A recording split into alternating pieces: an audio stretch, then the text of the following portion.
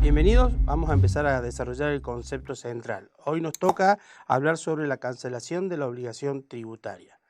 Tengamos en cuenta que dentro de los derechos y obligaciones que tienen los contribuyentes, uno es cancelar o el pago de la deuda tributaria. En la Ley de Procedimientos Tributarios está perfectamente legislado en un capítulo completo todo lo que es el pago de la obligación tributaria. Por excelencia, el pago tiene que ser siempre sumas de dinero. En la AFIP no se puede hacer pagos en especie. También está contemplado en la ley, en el artículo 20 de la ley 11.683, que la AFIP tiene las facultades de hacer prórroga en los vencimientos. Nosotros los contadores siempre estamos pensando o queriendo que la presentación general de impuestos a las ganancias se prorrogue.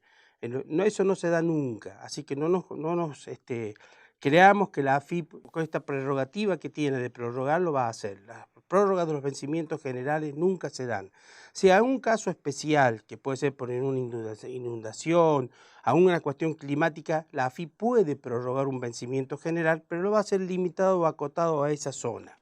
El último ejemplo que tenemos de cambio de fecha de vencimiento general fue en el periodo fiscal 2017, que prorrogó su vencimiento hace algunos días del mes de julio de ese mismo año.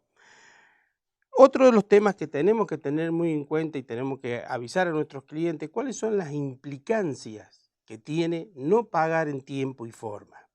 Lo primero que va a hacer la AFIP cuando presentamos una declaración jurada es, después de unos días, es intimarlos a que paguemos. Luego, si no pagamos, la AFIP queda facultada para iniciar el juicio de ejecución fiscal. El vencimiento general de las declaraciones juradas están ya normadas por la ley 11.683 y por las resoluciones generales, y a principio en el mes de diciembre, en el mes de enero del año siguiente, ya tenemos los vencimientos de todo el año y de cada uno de los impuestos. Cuando yo presento una declaración jurada y no pago, automáticamente se me genera, por aplicación del artículo 37, los intereses resarcitorios. Y tengamos muy en cuenta y tengamos cuidado con las presentaciones fuera de término, porque aparte de ser pasible de sanciones, que ya hemos hablado, tengamos en cuenta que los intereses se van generando en forma diaria.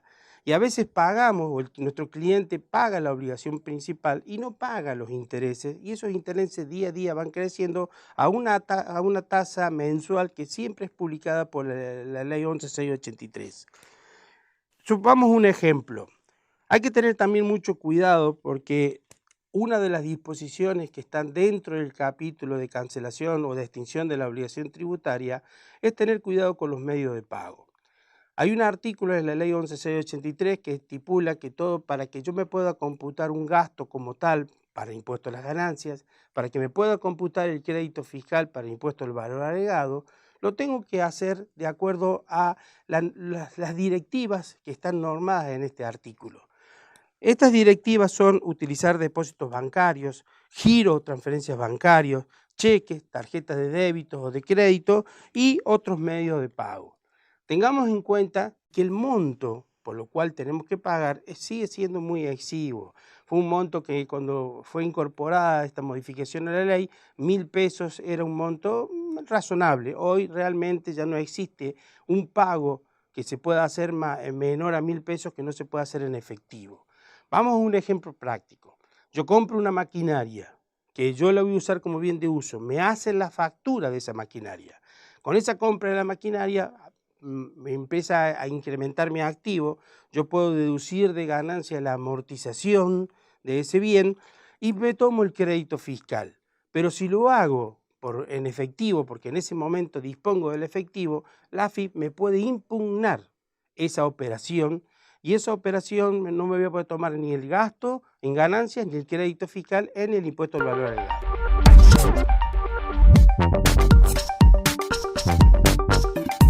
Bien, alumnos, ahora vamos a desarrollar como tema principal los anticipos. Está regulado también la 11.683, la posibilidad de que se regulen anticipos que son verdaderos pagos a cuenta de la obligación que va a vencer el año siguiente. Estos anticipos están regulados en la Ley 11.683 y a través de las resoluciones normativas estipula cuántos anticipos debe abonar la persona humana y la fecha de vencimiento, cuántos anticipos debe abonar la persona jurídica y su fecha de vencimiento.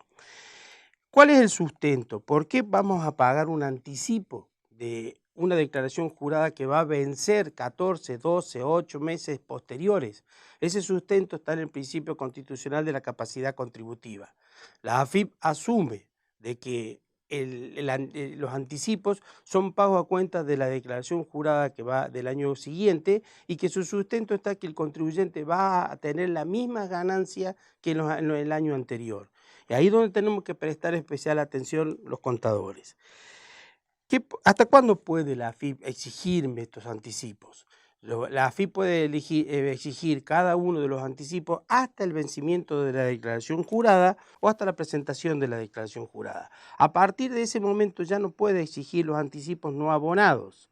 Entonces, ¿qué puede pasar con los intereses? Sí, la AFIP no puede solicitar el pago de los intereses de los anticipos no abonados o abonados fuera de término. Y acá nos encontramos con una situación. Nosotros sabemos que en este caso los intereses accesorios de lo principal son el verdadero anticipo. La Corte Suprema de Justicia de la Nación ha hecho una excepción a la regla de que lo principal sigue, lo accesorio sigue la suerte de lo principal. En esta regla establece de que pueden exigir los intereses aun cuando los anticipos hayan presentado la declaración jurada. Los contadores también tenemos que tener en cuenta de que el anticipar con 12 o 10 meses al vencimiento de una declaración jurada, le puede ocasionar al cliente un perjuicio financiero, un perjuicio económico. Pero hay métodos que están a través de una resolución en donde el contador puede planificar cuál va a ser el resultado, cuánto es el impuesto que va a abonar el año siguiente, y si considera de que por alguna situación económica, financiera, etcétera, no va a ser el mismo y los anticipos van a exceder, para que no tenga saldos a favor, lo que puede hacer el contador es solicitar una reducción de los anticipos.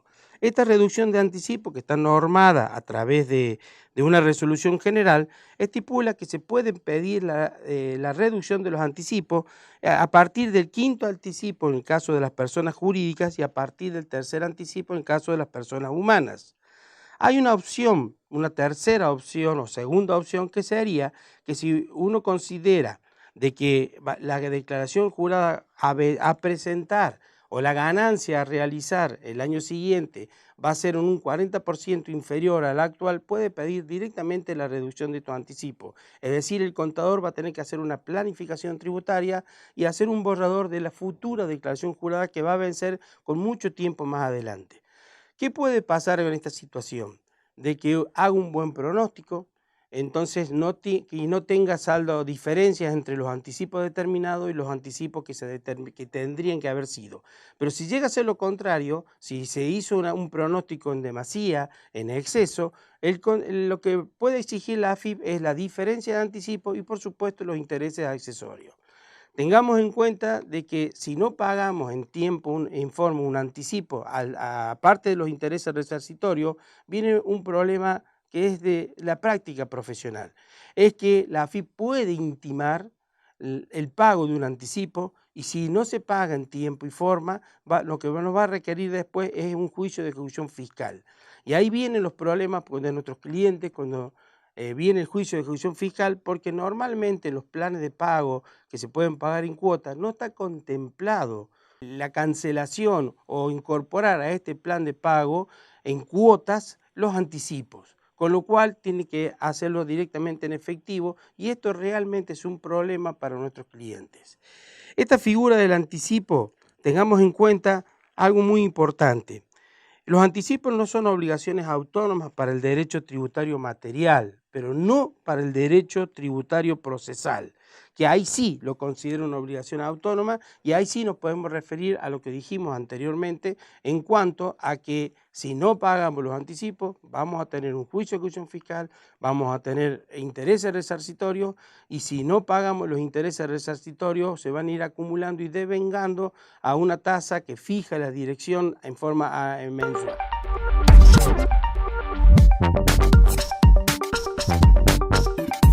Bien, alumnos, ahora vamos a seguir con el tema principal, que es la prescripción. La prescripción tenemos que tener en cuenta que hay 4 pilares fundamentales para entender qué es la prescripción.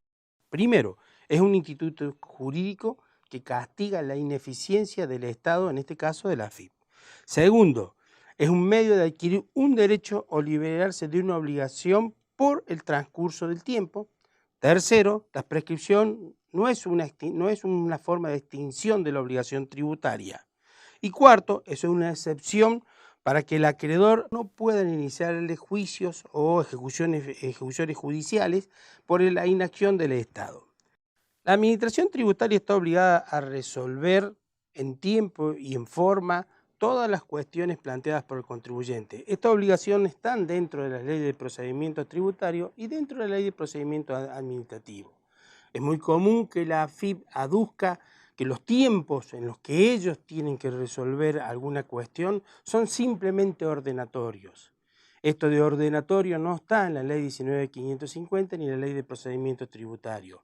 Entonces hace que se prolongue con demasía alguna cuestión, algún recurso, alguna duda planteada por el contribuyente.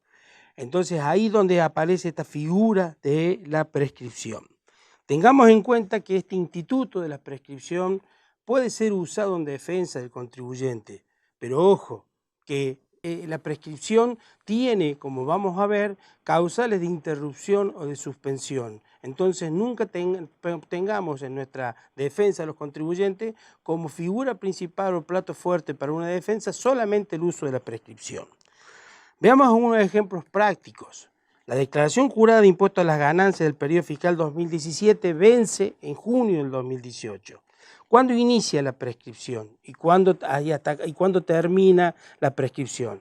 La prescripción va a iniciar el 1 de enero del año 2019 y va a terminar el 1 de enero del año 2024. A partir del día 2 de enero, la AFIP no tiene facultades para exigir. Son 5 años calendarios que la AFIP puede exigir el saldo de una declaración jurada.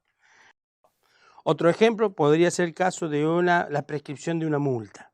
Ahí tenemos que tener en cuenta cuándo se cometió la infracción. Si la infracción se cometió el 20 de octubre del 2017, el inicio de la prescripción va a ser el 1 de enero del 2018 y va a finalizar la prescripción el 1 de enero del año 2023. Son 5 años.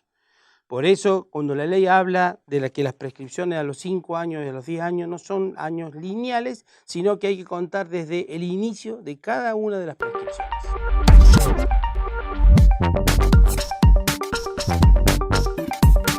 Bien amigos, ahora vamos a ver como tema central los recursos de reconsideración y apelación que están previstos en la ley 11.683. Veamos un ejemplo práctico. A un contribuyente, luego de terminada una inspección, se le comunica que como consecuencia de esa infracción han detectado una omisión de ventas y esa omisión de ventas arroja una multa de 25.500 pesos por no estar contabilizada. ¿Qué puede hacer el contribuyente cuando es notificado de esta resolución? El contribuyente tiene 2 posibilidades, un recurso de reconsideración ante el superior y un recurso de apelación ante el Tribunal Fiscal de la Nación. En este caso hay que tener en cuenta que para recurrir al Tribunal Fiscal de la Nación tiene que haber un monto mínimo, que en este caso para las multas es de 25.000 pesos, es decir, en este caso puntual nuestro contribuyente puede recurrir a presentar un recurso en la AFIP o en el Tribunal Fiscal de la Nación. También tengamos en cuenta que ambos recursos pueden ser presentados por el contador o realizados por el contador porque tenemos competencia. También hay que tener en cuenta que la opción de uno u otro recurso es optativo y es excluyente. No podemos ir a pedir un recurso de reconsideración y después al Tribunal Fiscal. Veamos otro ejemplo. el contribuyente es notificado de una sanción de 25.500 pesos, en este caso, el 4 de abril de 2017. Por cuestiones administrativas, por cuestiones de cualquier índole que suele pasar en la empresa, nuestro contribuyente recién presenta este recurso de apelación o de reconsideración el 28 de abril. Ahí tengamos en cuenta que la ley autoriza como plazo para presentar el recurso 15 días hábiles administrativos. Se empiezan a contar a partir del día siguiente a que ha sido notificado del recurso. Quiere decir que este recurso fue presentado fuera de término, por lo tanto, esta multa queda firme y no queda otra que pagarla. Tengamos en cuenta otro caso puntual, que es la sanción de clausura. Luego de un contribuyente no emite una factura por 30 pesos, esto es una causal de clausura que está prevista en el artículo 40, se va a la audiencia de descargos y en la audiencia de descargo o después de la audiencia de descargo el contribuyente es notificado que le van a aplicar una multa de 36.000 pesos y por 4 días de clausura del local.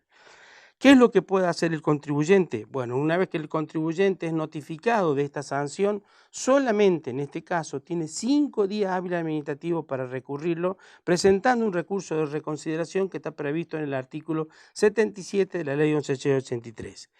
Si en ese caso, en este recurso, la AFIP normalmente el superior nunca ratifica, sino que por lo contrario ratifica la sanción impuesta en la misma sede administrativa, lo que le queda al contribuyente es presentar un recurso de clausura en instancia judicial. Ahí sí, el contador ya no va a poder presentarlo en la justicia, va a tener que ser un abogado con matrícula federal. Este recurso tiene que ser presentado, pero también hay en la AFIP, y la AFIP inmediatamente lo va a elevar a la justicia. Pero tengamos en cuenta otro problema que es fundamental. En este caso puntual, este recurso no tiene efectos suspensivos. ¿Qué es lo que quiere decir? Que hasta que la justicia, que tiene sus tiempos, resuelva, la AFIP puede clausurar el negocio o el local. Por lo tanto, acá tiene que ir acompañado por un recurso de amparo para que la AFIP no ejecute, mientras tanto la justicia resuelve el fondo de la cuestión.